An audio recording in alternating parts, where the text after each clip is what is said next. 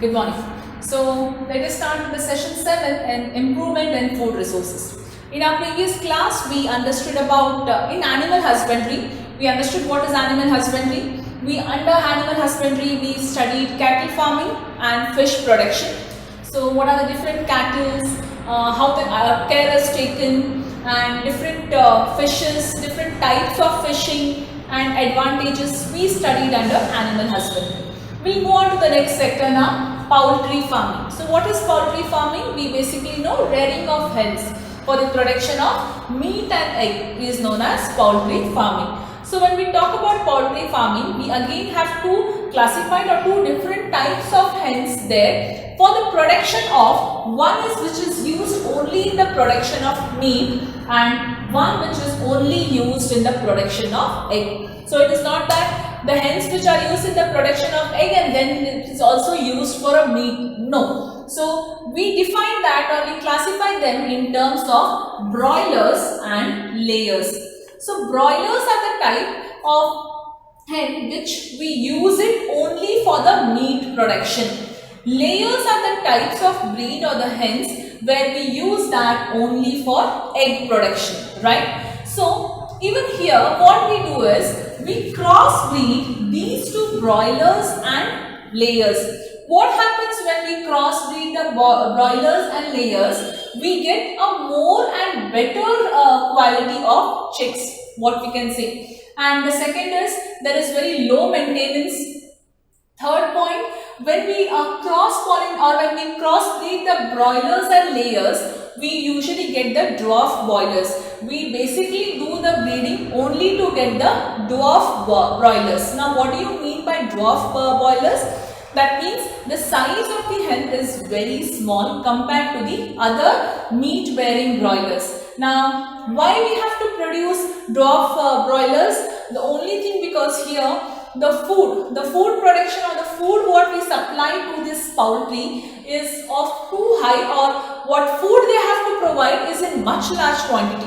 So when we produce the dwarf broilers, the food consumption of these will come to 30% less than the usual consumption of the food.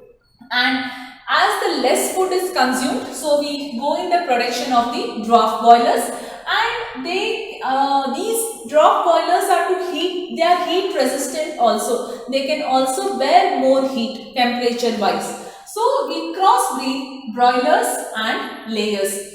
So as we know that the animal food or the source of the food what we get from the poultry is one of the best source of protein. So this is about poultry farming. You have a very lesson or very brief information given about poultry farming. Next, we'll go on to the beekeeping, which is also known as apiculture. So beekeeping is a form or an art where many farmers do that as one of the additional income, right? So what are the varieties of bees used for commercial honey production? Let us understand them in terms of their scientific name as well as the common name. So scientific name, or we can say the first three are the Indian bees and the last one is the Italian bee. So let us understand them. Apis cerina indica, which is called as a Indian bee. Apis dorsata, which is called as a rock bee. Apis florea, that is called as a little bee, and Apis mellifera, which is called as a Indian bee. Actually, if you go in depth, you have a detailed information about each and every type of a bee here which is used for commercial honey production. But we are not discussing about each and every bee here. We only discuss about a bit about Apis mellifera, that is Italian bee. So, for the better honey production, this Apis mellifera was brought to India. So this Italian bee was brought to India only for the better production of the honey. So how you can say it gives a better production of a honey? So it increases the production of honey, what you can say. That is the first point. Second point, they reproduce very fast, right? Third point, they stay in a beehive for a very long period of time. Now what does it mean if they stay in a beehive for a very long period of time? As the first one, we understand that the production of honey is very large. So that is why when they stay in a beehive for a very long period of time, their production also increases. And the last one is they are stingless, right? Though they sting, they are stingless. Basically what we have to understand. So that is the only reason this Italian bee was brought to India for a good honey production. Now, before we conclude this, let us first understand one basic point, the meaning of pasturage. What is pasturage? It is the availability of flowers to the bees for nectar and pollen collection.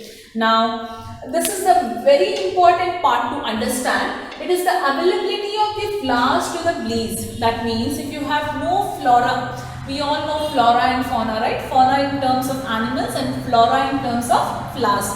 Or in plants, or like plants, flowering, everything we term about. So it is the availability of the flowers to the bees. That means if no flowers are available, where will the bees get the nectar from?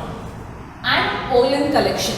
Now one main thing before we come to this, let me explain you one most important thing that they say, suppose if all the bees here on the earth, they die, all the bees on the planet die, then that means the human population, not only human population, the other living sources on the earth will vanish in about 3 to 4 years. Now that means are we dependent on bees for everything? Actually no, right? But yes, we are dependent on bees. Let me again take you to this definition. It is the availability of the flowers to the bees for nectar. Now nectar, when we talk about, it is for the honey. And pollen collection. Pollen grains we talk about. Now what are bee people mainly dependent on? We are dependent on mainly is food. Food is a major source for us to live, right? So if you don't get food, what will happen? So usually you will go and get from the market, true, but to get the food from the market also has to get the supply of the food from a particular place, right? The supplier has to get the food from the farmers. The farmers have to grow and then harvest it, right? But when the cycle goes in that manner, what actually happens is we are mostly dependent on agriculture. Now it is not that we are also dependent on animals for the food, but agriculture is a major source. So these bees play a very important role in pollination of the grains. You study about pollination in your 10th standard. So what they do is they take the pollen grains of one flower or one plant to the another. So that is how sometimes cross pollination, growing different crops, all these things will happen. So they say if the bees are not there on the earth, planet earth, life on planet earth will get vanished after 3 to 4 years. That's the other part of it. Let's come back to the lesson here.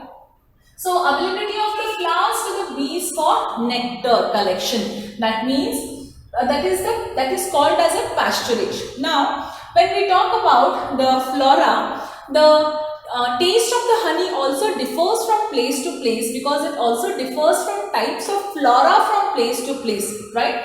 So sometimes there is a one most famous what they talk about is almonds honey of Kashmir. That's more tastier than any other honey.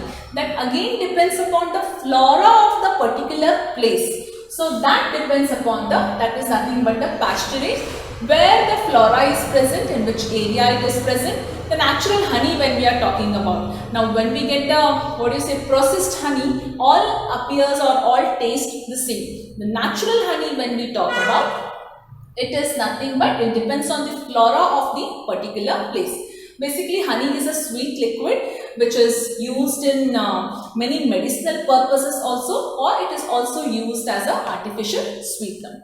So there we complete this lesson, improvement in food resources, where we studied about what are food resources, what are two basic types. One is agriculture and another is agriculture, we talked about plants, and another is animal husbandry, where we talked about rearing of different types of animals for different purposes. So any doubt in this session, you can call on the same day of the video set. Thank you.